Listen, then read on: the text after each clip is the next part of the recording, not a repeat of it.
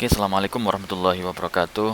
Oke, untuk kali ini saya akan menjelaskan bagaimana cara instalasi software pendukung dalam pemrograman website ya. Jadi nanti tujuan utama kita ya, nanti bisa membuat program atau aplikasi berbasis website ya.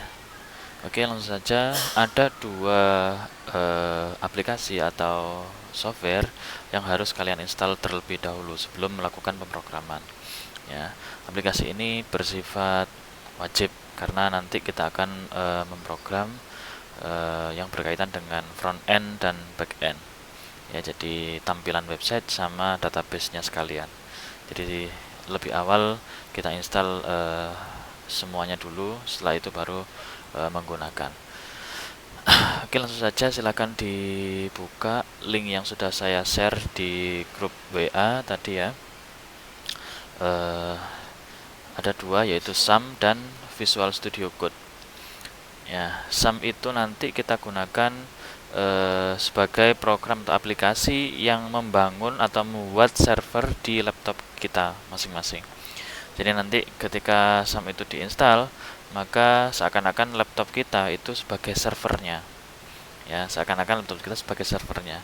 Sedangkan untuk Visual Studio Code ini fungsinya adalah untuk menulis program atau kode program yang akan kita bikin. Ya. Jadi contohnya seperti ini. Ya, ini. Nah, ini adalah kode-kode program yang nanti akan kita pelajari bersama-sama ya. Jadi kita menulisnya itu di Visual Studio Code. Oke, baik, langsung saja silakan di-download SAM-nya. Di sini ada beberapa tipe ya. Jangan bingung ini pilih yang mana, pilih saja yang paling versinya paling lama aja. Ya, jadi versi 7.2. Ini melambangkan PHP-nya ya. Versi PHP-nya versi 7.2. Jadi versi PHP itu sendiri ada macam-macam ya. Sekarang yang terbaru adalah versi 7.4 ya. Tetapi 7.2, 7.3 dan 7.4 ini adalah satu tipe. Artinya tidak banyak perbedaan. Nah, sehingga cukup kalian install yang 7.2 saja, tidak apa-apa ya. Jadi silahkan di-download. Ini akan otomatis tertulis ketika operating system kalian adalah Windows 32 bit misal, maka ini akan otomatis tertulis di sini 32 bit. Kalau Windows 64 bit ya 64 bit di sini. Ya, secara otomatis akan ditunjukkan langsung ya, sesuai dengan operating systemnya. Kalau kalian yang pakai Linux, barangkali ada yang pakai Linux, silakan dipilih di sini SAM for Linux ya. Sama juga ada versi 7.2, 7.3 dan 7.4. Ya, silakan dipilih yang 7.2 saja. Kemudian kalau pakai macOS silakan dipilih. Di sini ada banyak sekali versinya ya. Ada yang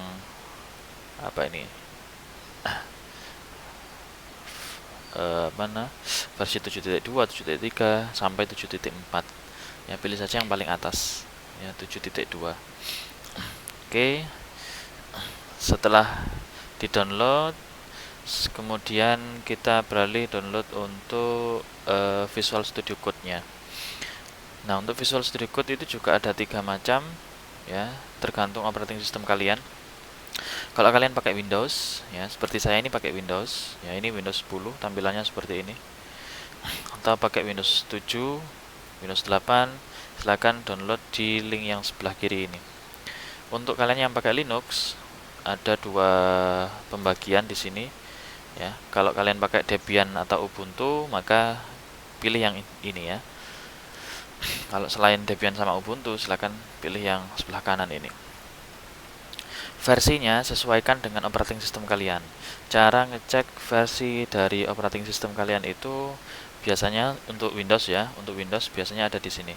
Jadi silakan dibuka Explorer ya, Explorer, kemudian Windows Explorer, kemudian klik kanan di this PC ini. Kalau di Windows 7 itu biasanya tulisannya My Computer ya. Silakan diklik kanan, kemudian Properties. Nah, di sini akan ditampilkan detail dari operating system kalian. Ya, di sini sistem tipenya kalau punya saya 64 bit ya, operating system. Jadi setiap kalian install software apapun, pastikan kalian installnya yang tipe 64 bit. Oke ya. Kalau ini tertulis 32 bit, maka silakan kalian pilih yang 32 bit. Ya, ada dua macam pilihan ini, 64 bit atau 32 bit. Oke ya, jadi silakan dipilih yang sesuai dengan operating system kalian. Oke. Untuk yang pengguna macOS, langsung aja diklik yang ini. Oke, setelah kalian install, setelah kalian download programnya, ya. Setelah kalian download programnya, silakan diinstal. Cara installnya sama saja. Silakan dipilih, kemudian enter atau klik 2 kali. Ya, yang belum bisa menjalankan. Terus silakan di next gitu aja terus ya. Dipilih I accept ya, next. Terus ini kalau mau membuat icon di desktop itu maksudnya begini. Maksudnya ini seperti ini. Ini icon-icon yang ada di desktop. Jadi kalian kalau misalnya mau menampilkan icon program ya, shortcut supaya kalian mudah membukanya ya, silakan dicentang ini. Oke ya. Terus ini pastikan dicentang semua saja, enggak apa-apa. Oke, setelah itu next dan install. Ketika install sudah selesai ya, ini kebetulan saya sudah install. Tampilannya nanti akan seperti ini. Jadi nanti akan muncul di sini ya. Kemudian kalian klik 2 kali. Kemudian tampilan awalnya itu, bentar.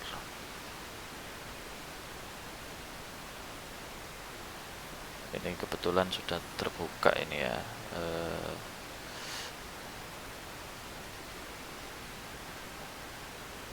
Nah, tampilannya akan jadi seperti ini. Ya. Tampilannya akan berubah menjadi bukan berubah, ya awalnya seperti ini. Jadi di sini ada menu yang di header ya. Kemudian ada menu yang di sidebar. Di sini untuk memunculkan Explorer ya, fungsi Explorer. Explorer ini gunanya nanti kalian melihat file-file atau folder apapun yang ada di worksheet kalian. Ada di ruang kerja pemrograman kita gitu ya. Kemudian search ini misalnya untuk mencari suatu kata atau suatu kode tertentu di pemrograman kita. Kemudian ini source control, ini nanti kalau kita pakai GitHub, tapi ini terakhir aja, tidak usah dihiraukan dulu. Terus run ini kita tidak perlu pakai ini untuk pemrograman web, karena langsung run kita atau testing kita nanti di dalam browser ya. Terus nah, ini yang wajib kalian perhatikan pertama kali. Jadi ini adalah menu extension. Ekstensi ini yang sudah saya share di WA itu sunnah muakkad, harus kalian install ya. Kenapa?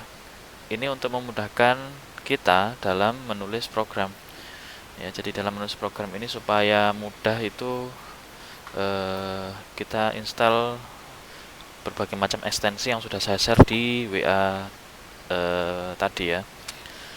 Silakan diinstal dulu. Cara installnya silakan di search di sini ya. Misalnya di sini ketik saja auto close tag ya, auto close tag.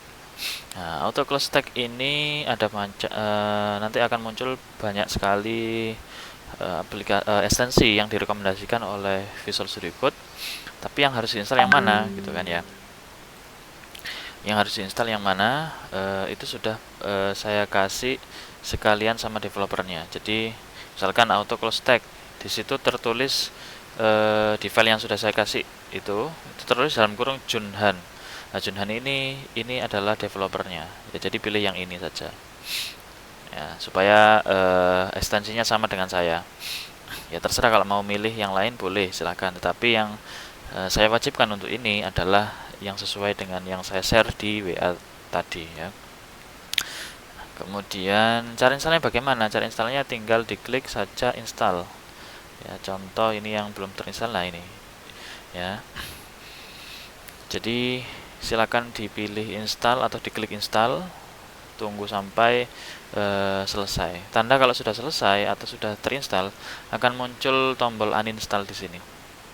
Perhatikan di sini ya. Biasanya kalau ada tombol enable ya, maka klik enable dulu supaya aktif ya.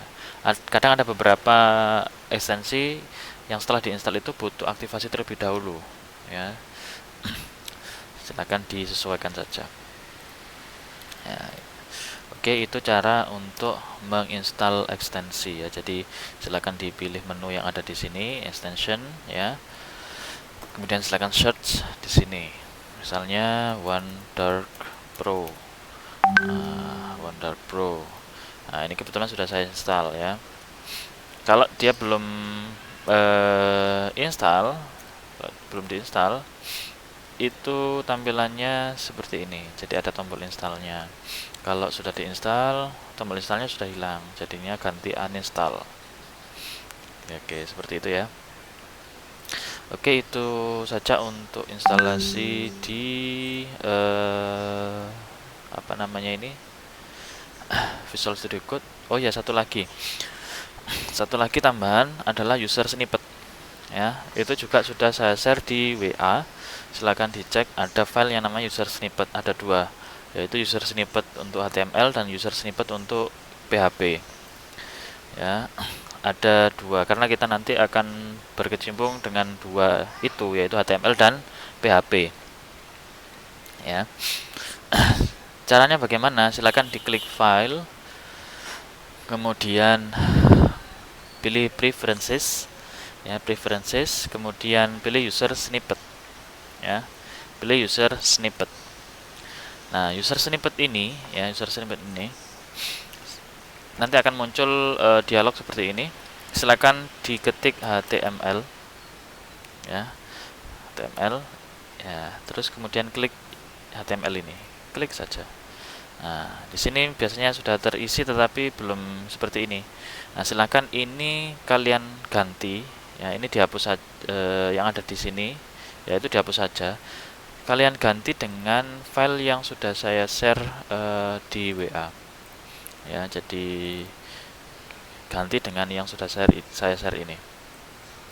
Ini kita copy ya, kemudian kita paste di sebelah sini ya. Ini dihapus, kemudian dipaste sebelah sini, terus kemudian disimpan, Ctrl S ya, untuk menyimpan Ctrl S atau file save ya, atau Ctrl S seperti ini. Oke ya. Terus yang kedua sama, yaitu file preferences user snippet. Sekarang PHP atau PHP ya, ketik saja PHP ini dihapus semua ya. Kemudian kita pilih yang file yang sudah saya share tadi ya, user snippet PHP. Kita pilih semua, Ctrl A, kemudian copy, kemudian kita pilih atau kita paste di sebelah sini. Oke ya, seperti ini. Kemudian save, file save atau Ctrl S. Sudah, dua itu adalah konfigurasi awal yang harus dilakukan atau seharusnya dilakukan pada Visual Studio Code. Oke ya, sudah. Sekarang selanjutnya adalah instalasi SAM. Sama, instalasi SAM juga ini ya, sama. Silahkan diklik 2 kali sampai muncul nanti dialog instalasi SAM. klik 2 kali saja ya, sampai seperti ini, Bitnami. Gak apa-apa, klik OK saja, kemudian next. Ini centang semua, kalau belum tercentang semua silakan dicentang semua, kemudian klik next. Nah, ini silakan pilih ya, silakan pilih di folder mana program ini akan diinstal ya. Kalau saya install di data D, kemudian garis miring ya, bukan garis miring ini, backslash ya. Backslash itu atasnya enter. Oke ya. Kemudian sum. Ini nanti akan berada di sebelah sini. Jadi data D, kemudian ada folder yang namanya sum di sebelah sini. Ya. Jadi ada folder yang namanya sum. Nah, seperti ini nanti. Oke, jangan lupa menaruhnya karena nanti kita akan membuka folder-folder ini ya. Kemudian kalau sudah, klik next ya. Klik next, ini nggak bisa karena ini sudah ada gitu ya. Andaikan kalau ini saya install di C, nah next apa ini ya, terus next sekali lagi install, seperti itu. Oke ya, jadi hanya seperti itu saja. Ini saya close karena sudah saya install. Nah, setelah terinstall ya, silakan dicek atau dibuka. Biasanya ada di sini ya, sum control ya, silakan dibuka, namanya sum control. Untuk Windows 10 langsung saja diketik di sebelah sini ya, sum control, klik enter atau diklik saja. Nah, nanti tampilannya akan seperti ini ya, tampilannya seperti ini. Nah ya, ini adalah tampilan control panel dari sum. Untuk menjalankan server yang ada di laptop kita ya, maka Apache ini harus di start. Untuk menjalankan database ya, kalau kita bekerja dengan database, maka MySQL kita harus di start juga. Jadi database kita menggunakan MySQL ya. Nah, dua ini sudah cukup untuk menjalankan server. Ya, jadi ketika ini sudah start, sudah hijau seperti ini status server kita sudah jalan. Kalau kita panggil di sini localhost, ya, ketik saja localhost begitu, enter. Nah, maka akan tampil seperti ini ya. Ini tanpa internet. Jadi kalian matikan internetnya ya, misalnya ini di disconnect internetnya ya, ini disconnect ya, not connected ya, tidak connect dimanapun ya, itu masih tetap bisa ya. Jadi ini bukan meload atau memanggil halaman di internet, tetapi ini memanggil halaman web yang ada di laptop kita ya. Jadi contoh seperti ini ya. Nah, bisa kan ya, ini tanpa internet ya. Jadi semuanya bisa dibuka. Kenapa kok bisa dibuka? Karena servernya ada di laptop kita gitu ya, di localhost. Ini adalah dashboard kita. Ini yang saya pakai adalah versi 7.3 ya, tapi kalian kalau pakai 7.2 tidak masalah, karena versi PHP yang akan kita pakai adalah 7.2 nanti. Hanya saja server yang saya pakai ini 7.3. Oke, seperti itu saja ya. Kalau ya untuk instalasi kali ini silakan dicoba ya, silakan diinstal dulu sebelum kita masuk ke dalam pemrograman. Saya akhiri, assalamualaikum warahmatullahi wabarakatuh.